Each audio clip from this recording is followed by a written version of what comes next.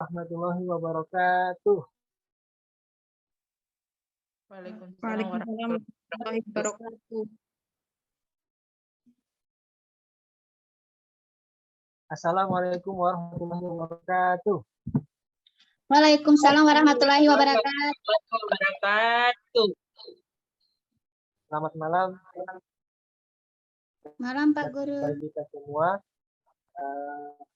hari ini saya akan mempresentasikan seminar proposal saya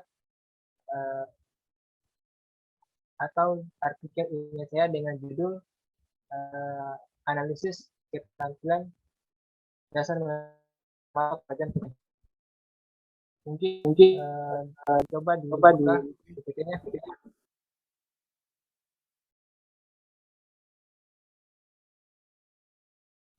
Adapun judulnya yaitu analisis deskriptif pelaksanaan keterampilan dasar mengajar guru pada mata kuliah PTN di kelas 5 SD Negeri 46 Kendari. Nah, kemudian saya berterima kasih kepada teman-teman sekalian yang telah hadir dan berpartisipasi untuk menghadiri presentasi saya, yaitu artikel ilmiah. Untuk mempersingkat waktunya, langsung saja di sini saya akan mempresentasikannya. Nah, adapun yang akan dibahas pertama yaitu pendahuluan yang terdiri dari latar belakang, rumusan masalah, tujuan penelitian, dan batasan masalah, serta manfaat penelitian. Kemudian yang kedua yaitu tujuan pustaka yang terdiri dari konsep pembelajaran PTN dan konsep keterampilan dasar mengajar, dan yang terakhir itu metode penelitian, kemudian yang keempat hasil penelitian, yang terakhir penutup. Itu langsung saja kita masuk pada pendahuluan yang terdiri dari latar belakang. Di dalam latar belakang ini dijelaskan pada poin pertama tentang kegiatan belajar mengajar meliputi aktivitas yang memberikan materi pelajaran kepada siswa. Maksudnya di sini guru yang memberikan materi kepada siswa, di mana tujuannya guru memberikan kegiatan belajar mengajar ini agar siswa memiliki kecakapan atau pengetahuan agar siswa mendapatkan ilmu dan bermanfaat bagi dirinya. Sehingga pada poin pertama ini, maka poin keduanya yaitu seorang guru harus mempunyai keahlian dalam mengajar. Maksudnya guru harus mempunyai keterampilan dasar mengajar, yaitu keterampilan membuka dan menutup pelajaran, dan seterusnya. Ada 8 keterampilan. Di mana tidak akan tercapainya tujuan pembelajaran jika seorang guru tidak mampu melaksanakan keterampilan dasar mengajar. Di mana tujuan pembelajaran itu pencapaian tingkat kompetensi yang diperoleh oleh siswa dari satu atau lebih dalam kegiatan pembelajaran. Nah, kemudian didukung juga pada poin ketiga, tentang hasil penelitian terdahulu yang dilakukan oleh Izakueno, di mana dia menyatakan bahwa evaluasi keterampilan mengajar guru sudah dilaksanakan secara maksimal. Akan tetapi dalam pelaksanaan keterampilan mengajar masih ada keterampilan yang belum dilaksanakan secara maksimal. Kemudian pada poin keempat yaitu tentang keterampilan mengajar guru dalam pembelajaran PKN, itu sangat diperlukan. Karena tujuan dalam pembelajaran PKN itu adalah untuk membangun sikap dan perilaku peserta didik. Makanya guru harus menguasai keterampilan tersebut agar tujuan dari pembelajaran PKN itu tercapai. Kemudian pada slide ketiga,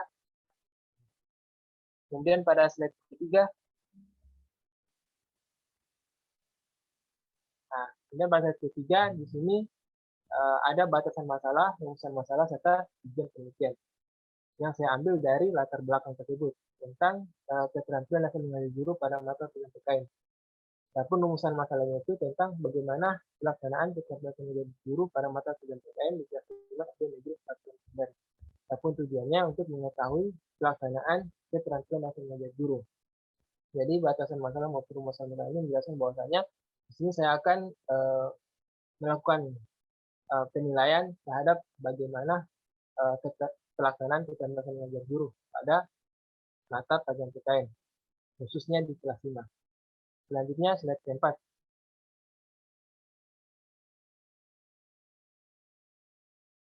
Selanjutnya slide keempat.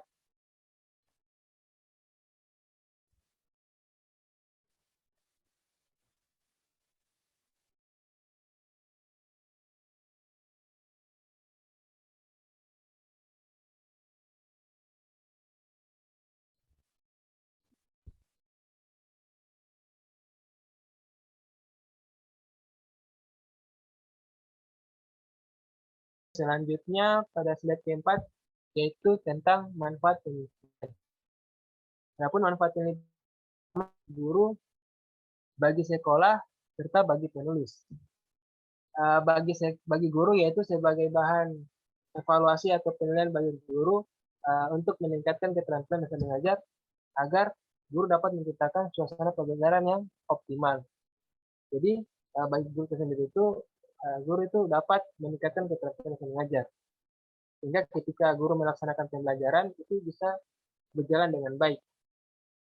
Kemudian bagi sekolah itu sendiri itu sebagai bahan masukan bagi sekolah di mana sekolah itu dapat melakukan pelatihan maupun pembinaan untuk meningkatkan keterampilan dasar mengajar guru agar tujuan pendidikan nasional itu tercapai, yaitu untuk mencerdaskan kehidupan bangsa.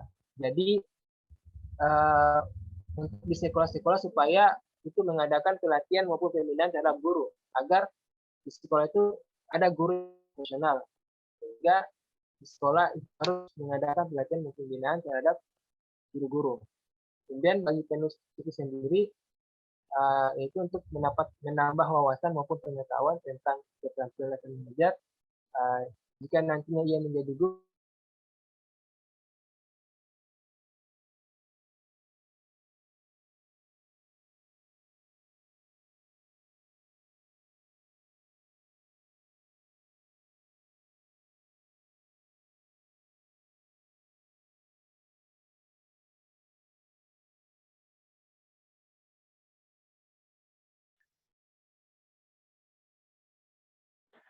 Bagi penulis yaitu sebagai menambah wawasan serta pengetahuan agar nanti penulis ketika menjadi guru bisa menjadi guru yang profesional karena mengetahui bagaimana menampilkan keterampilan dasar mengajar. Selanjutnya kita masuk pada bagian kedua yaitu kajian teori. Kajian teori. Dalam kajian teori di sini ada dua. Yang pertama yaitu konsep keterampilan dasar mengajar yang terdiri dari pengertian keterampilan dasar mengajar dan komponen keterampilan dasar mengajar. Keterampilan dasar mengajar itu keterampilan yang harus dikuasai oleh guru, apalagi guru sekolah dasar. Kemudian komponen keterampilan dasar mengajar ini terdiri dari 8. Keterampilan membuka dan menutup pelajaran, keterampilan menjelaskan, keterampilan memilih kelompok kecil, keterampilan mengajar kelompok kecil, keterampilan mengelola kelas, keterampilan memberi penguatan, dan seterusnya. Kemudian yang kedua yaitu konsep pembelajaran PKN. Dalam konsep pembelajaran PKN ini juga terdiri dari dua. Yang pertama, pengertian PKN. Pengertian PKN yaitu pendidikan yang mengingatkan kita tentang nilai-nilai dan hak kewajiban suatu bangsa, di mana tidak melenceng dari apa-apa yang diterapkan. Maksudnya tidak melenceng dari Pancasila. Kemudian tujuan PKN yaitu berpartisipasi secara sadar dan bertanggung jawab serta bertindak secara cerdas dalam kegiatan berbangsa, bernegara. Kemudian yang ketiga yaitu metode penelitian. Metode penelitian ini terdiri dari 3 juga. Yang pertama, metode pengumpulan data, jenis penelitian, dan metode analisis data. Metode pengumpulan data terdiri dari data primer, yaitu data yang diolah sendiri, yaitu wawancara maupun observasi. Wawancara adalah proses tanya jawab yang dilakukan oleh peneliti untuk mengumpulkan suatu informasi. Kalau observasi yaitu pengamatan yang dilakukan secara langsung oleh peneliti untuk mengumpulkan untuk mengamati sesuatu objek terkait masalah yang dibahas. Kemudian data sekunder, yaitu data yang diperoleh melalui lapangan dengan dokumentasi sebagai bukti bahwasanya penelitian telah dilakukan di lapangan tersebut. Kemudian yang kedua itu jenis penelitian. Jenis penelitian yaitu penelitian kualitatif, yaitu penelitian berupa kata-kata maupun tulisan. Kemudian yang ketiga yaitu metode analisis data, yaitu analisis data kualitatif. Jadi di sini saya pakai analisis data kualitatif yang menurut teori Mills and Huberman ada 3 tahapan. Yang pertama, reduksi data, penyajian data, dan verifikasi data. Reduksi data yaitu data diperkecil, dirapikan, diatur, dan dibuang yang salah. Maksudnya di sini ketika kita memperoleh hasil dari wawancara maupun observasi, kita reduksi dulu, kita pilih-pilih dulu apakah datanya itu sudah sesuai dengan masalah yang kita bahas atau tidak. Jika sudah sesuai, maka kita sajikan data tersebut dalam bentuk deskriptif verbalitas, dalam bentuk kata-kata maupun tulisan. Kemudian yang terakhir yaitu verifikasi, penelitian kembali atau memeriksa kembali apakah datanya itu sudah benar. Kemudian yang keempat, di sini hasil penelitian. Di sini hasil penelitian yang saya peroleh dari guru kelas 5 tentang pelaksanaan keterampilan dasar mengajar. Pada bagian pertama yaitu keterampilan membuka dan menutup pelajaran, di sini saya sudah observasi bahwasanya guru tersebut sudah baik dalam membuka dan menutup pelajaran. Kemudian keterampilan menjelaskan. Nah, di sini keterampilan menjelaskan juga sudah sangat baik, di mana guru mampu menjelaskan keterampilan dasar mengajar itu menggunakan bahasa sederhana yang mudah dimengerti oleh siswa. Kemudian keterampilan bertanya juga sudah baik. Di sini guru baik dalam bertanya tentang materi yang dibahas pada saat pembelajaran. Kemudian keterampilan memberi penguatan yaitu cukup, di mana guru kurang mengapresiasi terhadap siswa yang telah menjawab pertanyaan, sehingga nilainya cukup atau 50%. Kemudian keterampilan mengadakan variasi. Ini sudah baik, di mana guru sudah menggunakan media-media untuk mengajar, di mana menggunakan poin-poin, buku, serta media gambar. Kemudian keterampilan menulis huruf kecil juga sudah baik, di mana gurunya ini mampu melaksanakan diskusi dengan baik.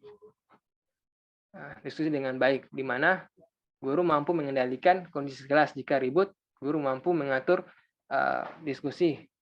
Kemudian yang ketujuh itu keterampilan mengelola kelas. Ini juga sudah sangat baik, di mana siswa sudah di mana gurunya sudah mengelola kelas dengan baik. Siswa tidak ribut di kelas dan juga mampu mengatur kelas, mengelola kelas dengan teratur. Kemudian yang terakhir itu keterampilan mengajar kelompok kecil dan perorangan juga sudah baik. Maka rata-rata yang diperoleh adalah 77,69%. Maka kategori IG-nya sangat baik. Maka dari hasil penelitian tersebut, maka kesimpulannya yaitu dari hasil penelitian tersebut, maka keterampilan dasar mengajar guru dalam pelaksanaan pembelajaran di SD Negeri Pondok Kendari dapat diambil kesimpulan bahwasanya nilai yang diperoleh adalah 77,6%. Itu sangat baik. Dalam pelaksanaan ini, ketika saya melaksanakan pelaksanaan atau observasi, gurunya ini sudah sangat baik dalam menerapkan keterampilan dasar mengajar. Adapun sarannya yaitu diharapkan kepada guru hendaknya dapat meningkatkan lagi pemahamannya mengenai keterampilan mengajar, khususnya keterampilan dasar mengajar, agar terciptanya pembelajaran sistematis maupun kreatif. Kemudian yang kedua itu agar pelaksanaan keterampilan dasar mengajar guru dapat berjalan dengan maksimal, maka perlu adanya persiapan yang matang dari guru tersebut. Kemudian yang terakhir atau yang ketiga, hasil penelitian ini hendaknya dapat dijadikan salah satu referensi dalam rangka memberi masukan pada guru yang mengalami kesulitan dalam proses pembelajaran. Oke, mungkin itu saja presentasi saya hari ini. Untuk itu saya kembalikan kepada teman-teman sekalian yang ingin bertanya dan memberikan saran. Saya persilakan.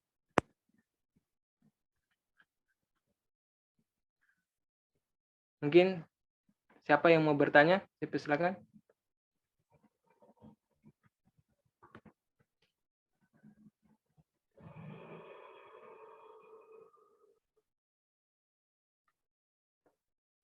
Saya ingin bertanya. Iya, saya persilakan kepada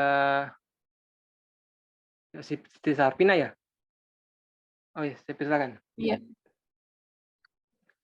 Baik, terima kasih atas kesempatan yang telah diberikan kepada saya untuk mengajukan pertanyaan kepada saudara. Adapun pertanyaannya yaitu, apakah yang melatar belakangi sehingga Anda mengambil judul penelitian analisis pembelajaran? Itu saja pertanyaannya ya. Iya. Mungkin langsung saja saya jawab. Baik, untuk pertanyaan Siti Sabrina, kenapa saya mengambil judul analisis deskriptif pelaksanaan keterbatasan mengajar ini? Karena pada saat saya ke sekolah, itu saya observasi awal terlebih dahulu. Saya tanya-tanya ke kepala sekolahnya tentang apakah di dalam pelaksanaan, apakah guru di kelas 5 ini telah membuat RPP. Dia jawab katanya iya. Kemudian saya tanya lagi, apakah ada pelaksanaan keterbatasan mengajar? Yang menjawab, iya ada. Setiap RPP guru itu pastinya ada. Kepala sekolah bilang begitu. Kemudian saya tanya lagi, apakah Bapak tahu apakah pelaksanaannya itu sudah dilaksanakan, apakah guru itu sudah melaksanakan secara baik? Bapak bilang, saya belum mengetahuinya karena saya belum mengetahui secara pasti apakah guru itu tuh sudah mampu melaksanakannya dengan baik. Maka dari observasi dari kepala sekolah, maka saya di sini saya melakukan penelitian tersebut untuk melaksanakan keterampilan mengajar tersebut untuk menilai apakah gurunya ini sudah maksimal dalam menerapkan keterampilan mengajar itu, apalagi pada mata pelajaran PKN. Dan juga mata pelajaran PKN ini juga sangat penting karena itu membentuk sikap maupun moral siswa. Jika moral maupun sikap siswa tidak terbentuk gara-gara gurunya tidak mampu melaksanakan keterampilan mengajar, maka nantinya mata pelajaran PKN itu tidak akan tercapai. Mungkin itu saja yang saya bisa jelaskan. Selanjutnya saya kembalikan kepada Siti Sarpina. Baik, terima kasih atas jawabannya mengenai yang melatar belakangi sehingga Anda mengambil judul ini. Terima kasih. Oke, baik. Siapa lagi yang mau bertanya? Saya persilakan. Izin, Saudara Ahmad, saya mau mengajukan sedikit pertanyaan untuk bagian analisis datanya. Oh iya.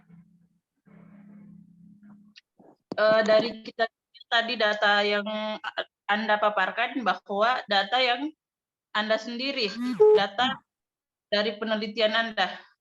Pertanyaan saya, bisakah Anda menjelaskan sedikit mengenai bagaimana Anda mengambil sebuah data sehingga Anda dari data-data tadi bisa Anda dapatkan, maksudnya begitulah.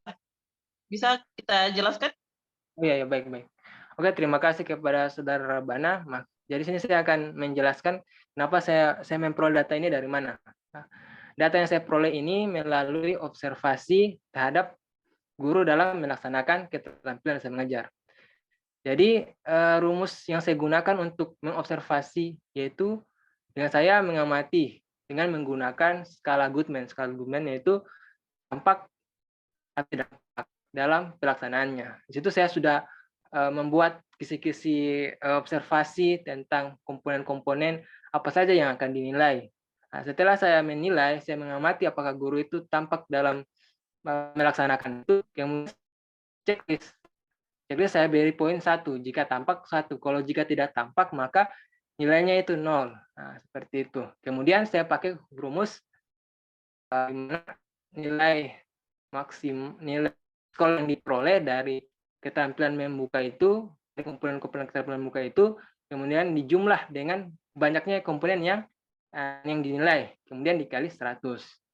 Seperti itu. Sehingga saya memperoleh nilainya 62,5%. Seperti itu.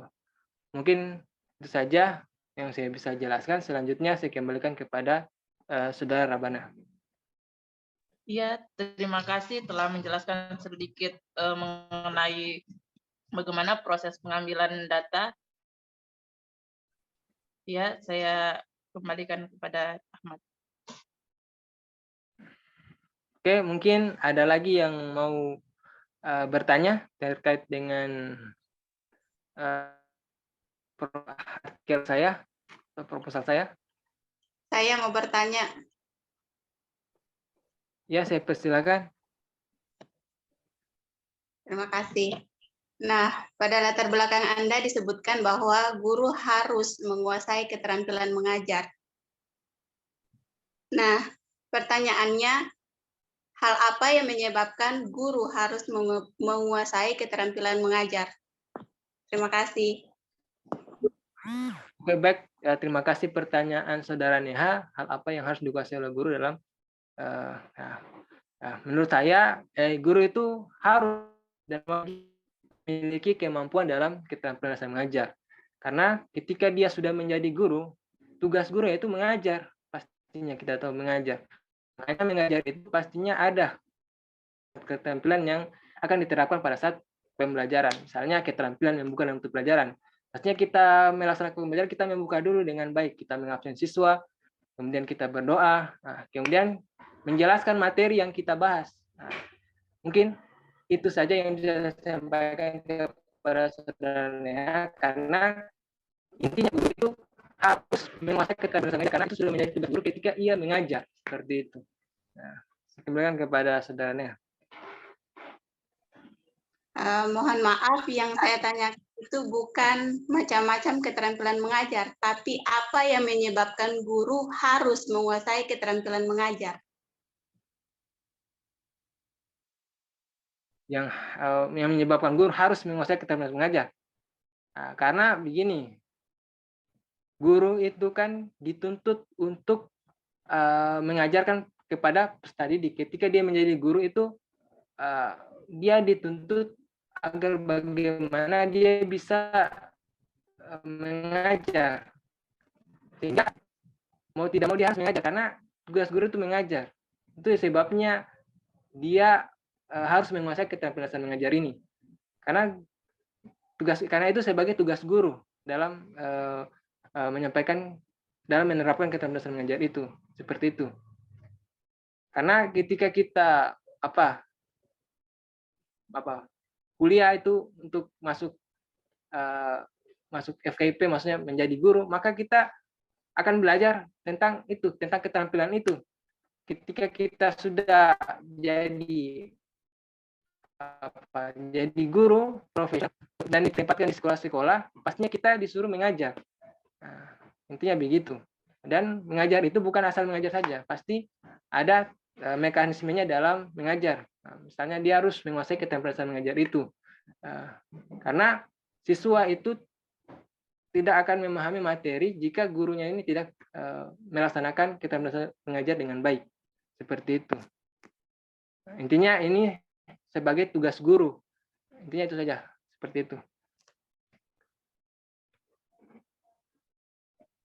Oke, saya kembalikan kepada Nia. Jadi kesimpulannya, siswa akan menguasai materi jika dan Guru baik. ini mampu menguasai. baik. Iya, betul.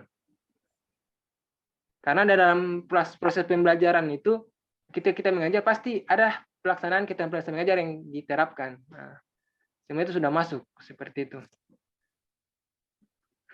Nah, mungkin itu saja. Atau masih ada tanggapan yang mungkin kurang? Baik, terima kasih atas jawabannya, saya terima. Oke, baik, terima kasih. Apakah ada yang mau bertanya lagi dari teman-teman sekalian? Mungkin Wadi Mulia Yomi Asadi, ada pertanyaannya?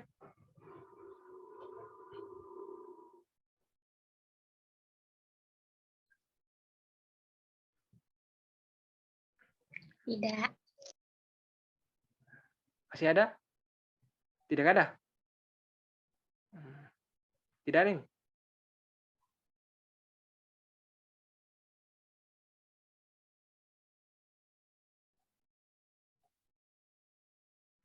Oh, mungkin sudah tidak ada lagi yang bertanya nih. Izin Mungkin Minya Ahmad, Nawat. saya bisa menambahkan tadi untuk jawabannya Neha. Oh ya, saya persilakan kepada Rabana mungkin untuk menambahkan. Tadi kan pertanyaannya kenapa kita harus menguasai keterampilan mengajar. Keterampilan mengajar itu kalau guru tidak menguasai, maka pembelajaran itu tidak akan berjalan dengan sesuai dengan kayak RPP. RPP itu dan keterampilan kita kan sudah ada langkah-langkah mengajarnya. Terus kalau kita tidak kuasai, maka pembelajaran itu tidak akan sesuai dengan apa yang telah kita maksudnya kita buat Yang telah dalam direncanakan, suatu kan? RPP itu. Betul. Jadi pertanyaannya, Mohon maaf Rabana, kalau dalam RPP itu kan memang sudah ada langkah-langkahnya, tetapi RPP itu hanya sebagai administrasi guru. Baik, terima kasih kepada teman-teman sekalian yang telah berpartisipasi dalam diskusi pada hari ini, yang telah menanggapi dan bertanya terkait dengan masalah penelitian. Saya ucapkan terima kasih. Dan untuk diskusi pada hari ini saya tutup. Wabillahi taufiq wal hidayah. Wassalamualaikum warahmatullahi wabarakatuh.